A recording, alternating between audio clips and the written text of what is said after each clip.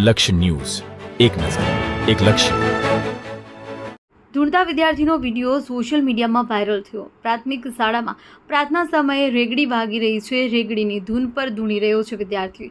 આસપાસના અન્ય વિદ્યાર્થીઓ અને શિક્ષકો વાયરલ વિડીયો જોવા મળી રહ્યા છે. એક તરફ બનાસકાંઠાના સાંસદ ગેનીબેન ઠાકોર અંધશ્રદ્ધાના ભુવાજીઓથી દૂર રહેવાની અપીલ કરી રહ્યા છે, તો બીજી બાજુ પાયાનું શિક્ષણ મેળવતા કોમળ વયના વિદ્યાર્થીઓને પ્રાર્થના સમય રેગડી ધૂન પર ધૂણવાનું શીખડાવવા માટે પ્રાથમિક શાળાઓમાં આવે છે. શું આવી રીતે ભણશે ગુજરાત? ને એક મોટો પ્રશ્ન આ વિડીયો પરથી છે કે ધૂણતા વિદ્યાર્થીનો વિડીયો ક્યાંનો છે, જેને અમારી લક્ષ્ય ન્યૂઝ ચેનલ પુષ્ટિ કરતું નથી, પરંતુ શિક્ષણ વિભાગ અને વાલીઓ માટે લાલબત્તી સમાન છે તે ચોક્કસ કહી શકાય. ધૂણતા વિદ્યાર્થીનો વિડીયો ગઈકાલથી જ વાયરલ થઈ રહ્યો છે. બનાસકાંઠા અને ભાવથરા જિલ્લાનું શિક્ષણ વિભાગ ગંભીરતાથી ધ્યાન લઈ વાયરલ વિડીયોમાં તપાસ કરે તે જરૂરી છે.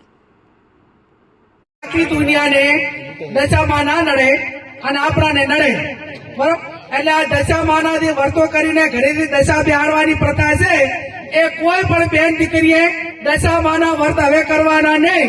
અને જેને દશામાં નડે એ બધા માને મારે અહીંયા મેલ દીધો, હું એકલી ગાડી ફેરું છું, દશામાં મારા ભેગા ગાડી ભરશે અને નડે તો મને નડે, તમને કોઈ નડશે નહીં, બરોબર ને? પછી આ ભુવાનું ને એનું રહ્યું ને એ કટુર મારું છે, પણ મહેરબાની કરીને કોઈ ભૂવામાં ફસાતા નહીં. તમારું જે કર્મ છે એનું જ અગત્યનું છે.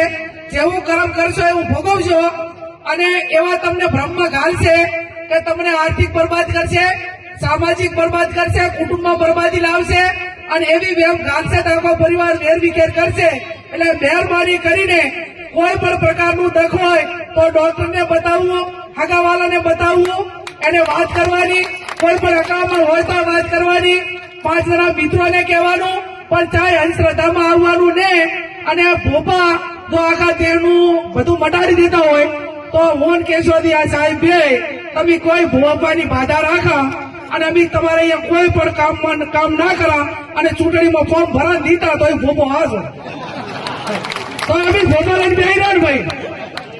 તો સવારે 5 વાગે ઉઠીને રાતે ઊંઘાતા સુધી માથામાં શેર ઝૂડ લઈને ફરવાનું કોઈ કારણ કરો તો ભાઈ ભોપો જીતાડી દે.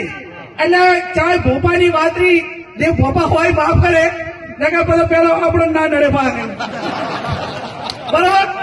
એટલે આ માત્ર ભ્રમો છે, માત્ર કમાણી અને સાધન છે, ટોકા રસ્તા છે. લોકોની માનસિકતા એની સમજણ કેટલી છે, એની મગજની કેપેસિટી કેટલી છે એ નક્કી કરીને ભ્રમમાં ગાળતા હોય છે.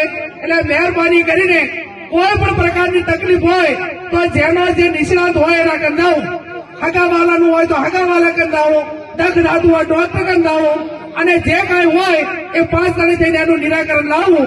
આપ ખૂબ મોટી સંખ્યામાં હાજર રહી